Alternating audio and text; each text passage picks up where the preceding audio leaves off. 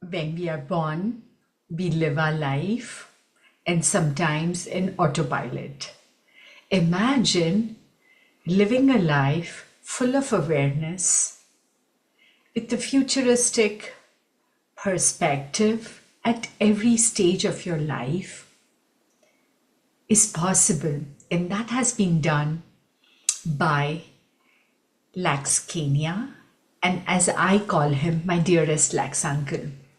And that is documented in this very beautiful book, Ever Evolving.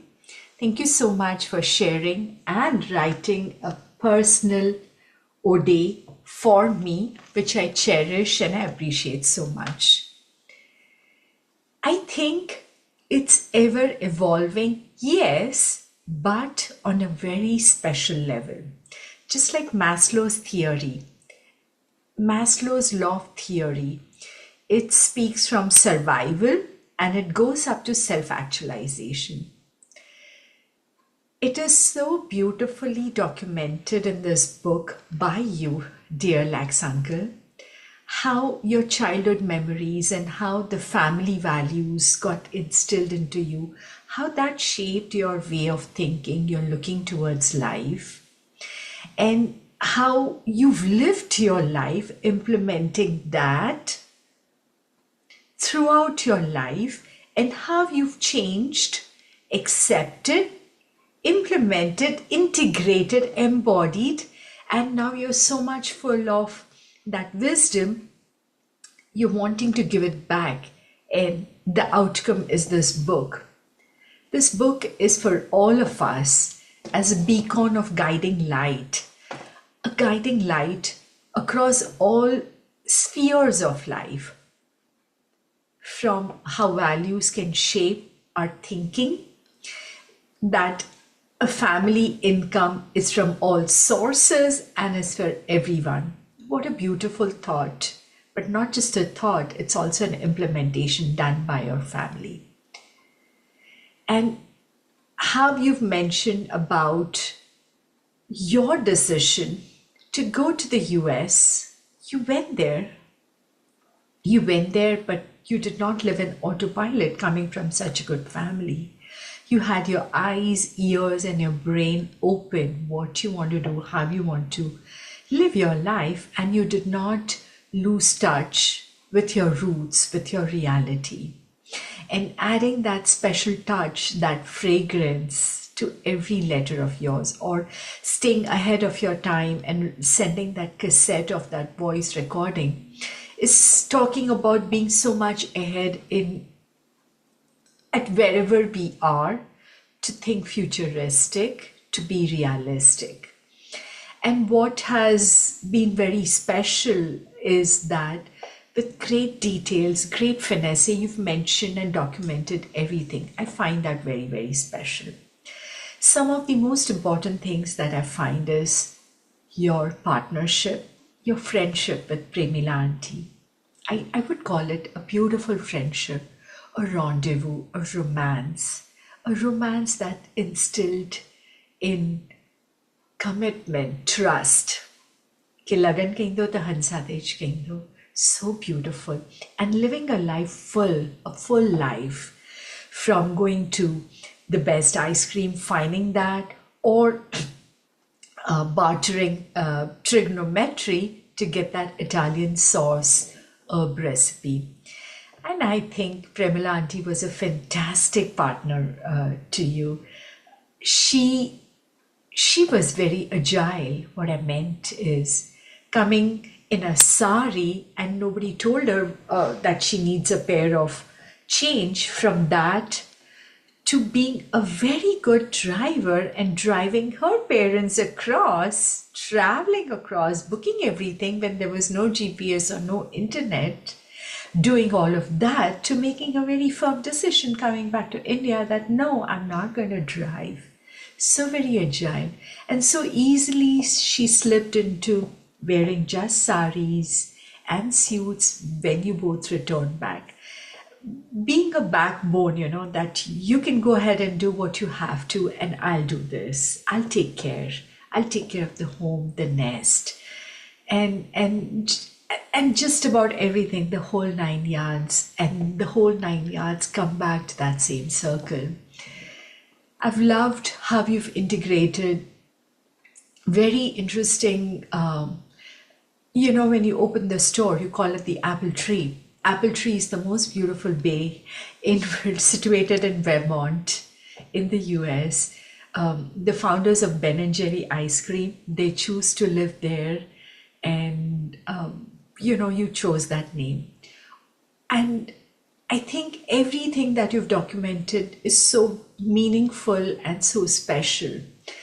It's very easy to document that in one line, one para, one chapter, but to actually live through that has been a big thing. When you went to the US, beautiful, you lived your life, you came back. And then when you made that decision to go back again, your family was sad. And with great transparency, you're documenting that they were sad, but nobody shared an option or an alternative suggestion. You've shared that just as is. You've accepted. There's no trace of negativity or anything. That there are so many businesses, right? You could be doing X, Y, Z, A, B, C. There is just so much, but no, and accepting that probably I'll uncover new paths, and you did. And at the same time, you also held the family together, like making your trip to Cyprus, your month-long ordeal. And when it was, in the end, when it was very successful, you mentioned about it was successful, but I did not gain anything financially.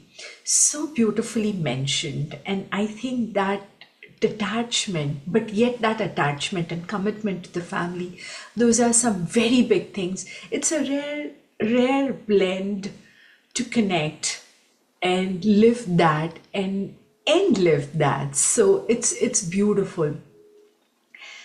And your journey that you've documented in this very beautiful book, it's not just about your the different work options that you curated. Now, a very good Kutchi boy coming from a very, very good family, and yet having those struggles and doing that with a beacon of hope, positivity. It goes down, and yet you were positive. You find new paths, you did new things, and you kept on doing that. But at the same time, you had a very good understanding of people. You speak about that supplier who did not deliver on time in spite of being Sharad Uncle's friend or relative. And I think the acceptance that people are who they are, very tiny things, but they mean a lot, and how they change a lot of things in our life and just about everything. You've also mentioned about your personal bucket list of bringing Bai and Bapuji to the US, and you arrange that pan. I think it's so important and so beautiful, because if something is very special and dear to somebody, and getting that I think it's priceless. It's priceless, and you endeavored for that. And those are big things. And having those goals at that age and stage of life, I think you were way forward than the Kutchi Samaj, I would say, or if I'm even permitted to say that. So it's beautiful, and integrating all of that while still being attached to one's roots is very beautiful. While reading the book, there were certain things, I was reading that, and because I knew that, I had more special interest to that. For example, you've mentioned Vipassana has changed your life. It's so beautiful. I got introduced to Vipassana when I was 15 and a half, and I know it has been life-changing. And I was actually interviewed by a trustee, and they said, "Sada 15 varas niche bhagi jaise." So we cannot let her in. But when they interviewed, they actually let me in, and I have realized how life-changing Vipassana can be. But you've not just remained to Vipassana or Jainism, you have even inculcated what Hermann Hesse is writing for it. Or you've mentioned about Dr. Paul Fleischmann, about whom I've read so much. Those are some very interesting points. You've mentioned about Chinilal Gala. I've had the opportunity to share a stage with him here in North America at one of a very prestigious Kojena event where I was felicitated. So it brings more interest, when you know things or just those aspects. And it was very, very interesting how you've mentioned about it and written about it. And the flair, and the fun that you've had along the way. And it is just so beautiful, but also so very realistic. And all throughout, you have maintained that parallel journey of the business happened, this, at home, this happened. And that is so important and so beautiful. So everybody talks of work-life balance today, but you were acknowledging that, or you always had that at the back of your mind. And that is such a big thing. Or keeping your thesis open at the university, so that you can bring Premila Auntie back, or getting the I-20 form for her so that she could fill it up. And she's been a great partner, that she also did this and she did this and she did this and she drove a car and very easily she slipped from the sari into the pants, and then from the pants back into chiffons and silks and so on. And I think that's a beautiful ode. And then curating a granddaughter week, organically doing that, it's so pretty and so valuable. You've mentioned about 3 generations living with great ease in one home. I always love people, and I want my house to be filled with people, and I would want to hijack you and bring you here so that we can get more of you for us, for our family too. What I've also loved reading is about, you mentioned about some life lessons that after the age of 18, whatever the kids are, they take their decisions on their own. And that's so rare to happen at certain strata of levels of the families, and that's so beautiful. You've spoken about Nimish Bhai and your daughter Rameshi, whom I've met. And it's interesting how you're documenting their journey and their life, and what has been their approach towards life and everything. It has been a beautiful journey to read, but also I would commend your courage to write about it. I also commend your eyes to applaud the women figures in your life that have inspired you or shaped you. And so beautiful you've mentioned about that, about your storytelling grandmom, that she was so good at that. To highlighting that Kutchi word Gabru, it's lost, and probably if somebody says it, nobody will correlate that to Kutchi but more to Punjabi. But you documenting that, we relived that, and I think those are very important things, I believe. You've also mentioned about that you wake up when you wake up, when your eyes open, and I think that's so divine, that's so beautiful.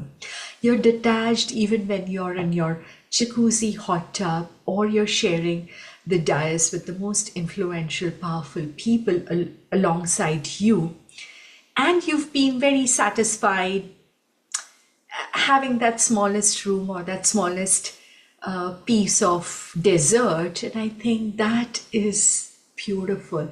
So humility, you've spoken about ambition, humility, and how your life has transformed, and you've always adapted to where you have to be in life, how you need to think.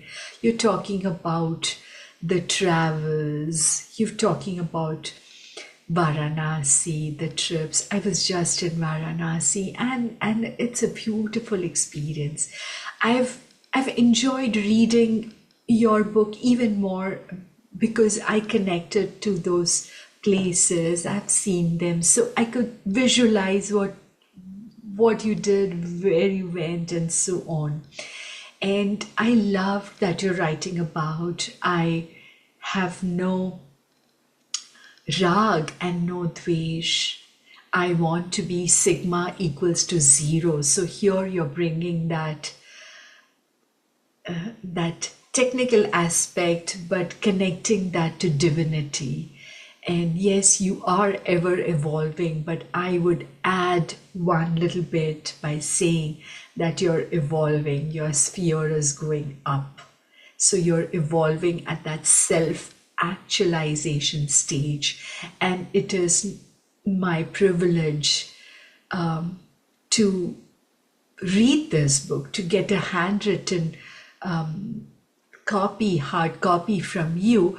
Not just that, but to meet a legend, to read about this legend who has embodied everything into oneself and then brought that out for us to read and take as much as we can from that ocean, your ocean of wealth. And it's not just wealth for how to do business or that you have these entrepreneur skills or great project management skills, but over and beyond, absorbing, understanding how with that one supplier going wrong, how things can become like this, or how one decision changed to this, that interconnection. And those are some very, very important things that I believe, and sigma equals to zero is what you're striving for, has resonated and connected to my soul and heart a lot. It's very beautiful